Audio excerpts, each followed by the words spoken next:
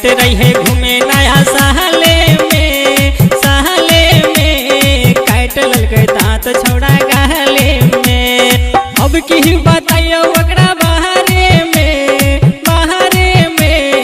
अब की बताइयो ओकरा बाहरे में काट ललको दांत छौड़ा गहले में।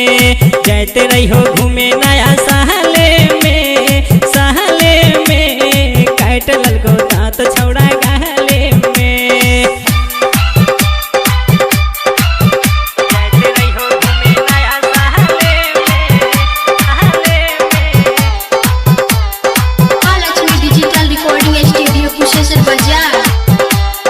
काट ललको दांत छौड़ा गहले में।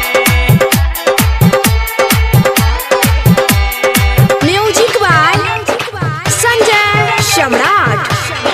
Mix by Rahul Babu. छौड़ा मुझौसा पारल छै गे पीछा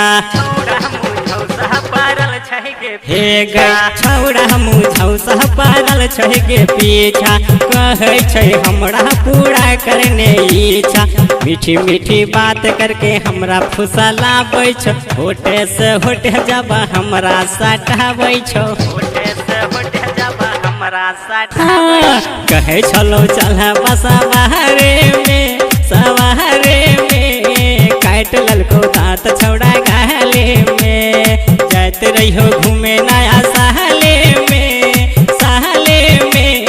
काट ललके दांत छौड़ा गहले में। Mahalakshmi digital recording studio Kusheshwar बाजार। जाते रहियो घूमे नया सहले में काट ललको दांत छौड़ा गहले में। Music by Sanjay Samrat. Writer Karan रहो एक नंबर पापी। राइटर करन रहो एक नंबर पापी। कहे राइटर करन रहो एक नंबर पापी। पीछे से हमरा पकड़ ललको छाती। गायक चंद्रशेखर हमरा घर में बोलाबै छो। लहंगा के भीतर हाथ घुसियाबै छो। लहंगा के भीतर हाथ घुसियाबै छो। भर दिल को लहंगा यह सहले में काट ललको दांत छौड़ा गहले में। जाते रहिए घूमे नया सहले में काट ललको दांत छौड़ा गहले में। अब की बताइयो ओकरा बाहरे में